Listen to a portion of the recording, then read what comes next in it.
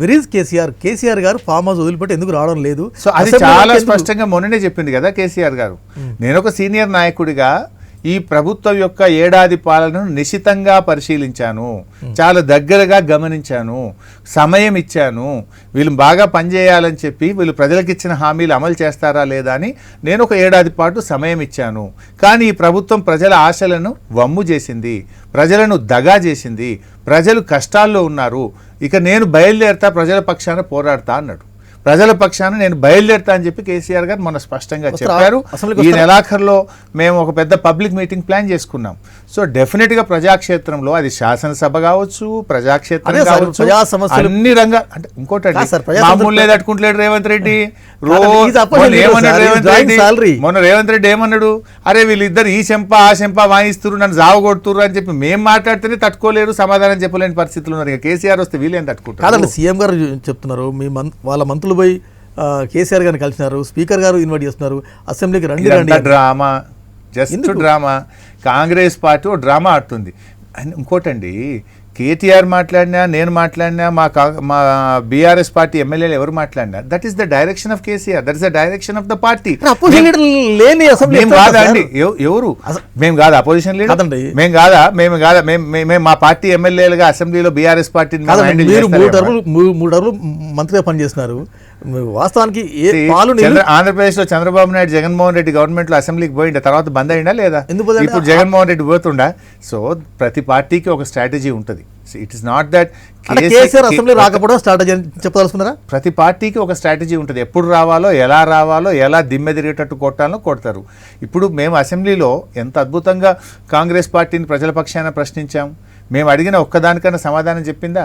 7 లక్షల కోట్లు అని చెప్పి మా మీద బురద జల్లే ప్రయత్నం చేస్తే నిండు శాసనసభలో ఇది 4,17,000 కోట్లు మాత్రమే.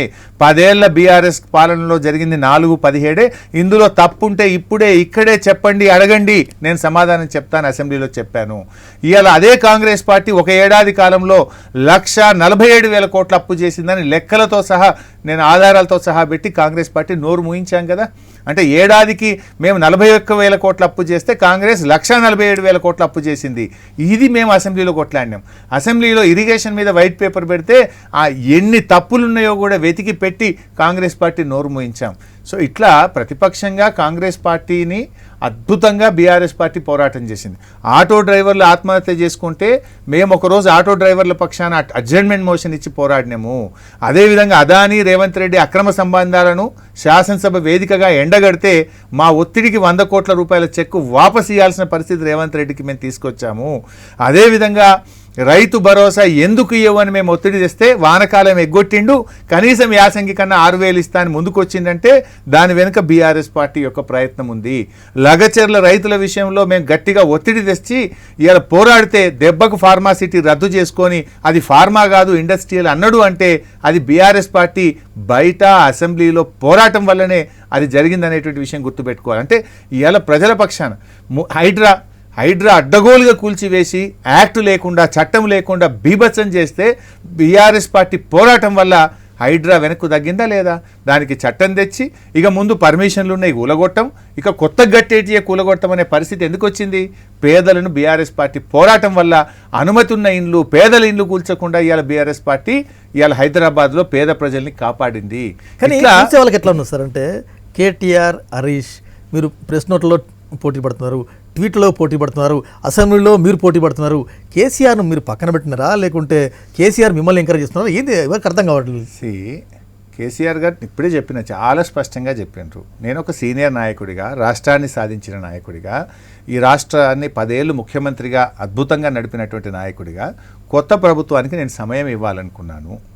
నేను వాళ్ళు ఎలా పనిచేస్తారో చూసి, ఎందుకంటే కేసీఆర్ మొదటి రోజే మాట్లాడితే ఏమంటారు మీరే, ఇదే వెంకట్ ఏమంటాడు, అరే భయ్ నిన్ననే గెలిచిండు కదా భయ్ అంటే కొంచెం టైం ఇవ్వచ్చు కదా, కేసీఆర్ ఇంత పెద్ద సీనియర్ నాయకుడు కదా నువ్వే అంటావు. ఇప్పుడు టైం ఇస్తే నువ్వేమంటున్నావు, అరే కేసీఆర్ ఎందుకు మాట్లాడతాడు, రెండు నువ్వే అంటావు భయ్, ఇట్లన్నా నువ్వే అంటావు, అట్లన్నా నువ్వే అంటావు. సో ఆయన ఒక సీనియర్ నాయకుడికి ఆయన టైం ఇచ్చిండు, ఈ విల్ స్పీక్. ఇప్పుడు అంతెందుకు మీకు ఆ మధ్య నీళ్లు రాక వరంగల్ జిల్లాలో పంటలు ఎండిపోతే కేసీఆర్ గారు స్వయంగా ప్రతిపక్ష నాయకుడిగా పంట పొలాలు చూడడానికి వెళ్ళి రైతుల పక్షాన ప్రభుత్వం మీద ఒత్తిడి పెట్టిండు. సో ఎప్పుడు కూడా డెఫినెట్గా ఆయన ప్రశ్నిస్తాడు. మొన్న చాలా స్పష్టంగా చెప్పిండు, నేను ఒక సీనియర్ నాయకుడిగా కొంత సమయం ఇచ్చిన, వేచి చూసిన, నౌ ఇట్స్ అ టైమ్ ప్రజల పక్షాన పోరాటం అంటే రెండు అని చెప్పి చారిత్రాత్మక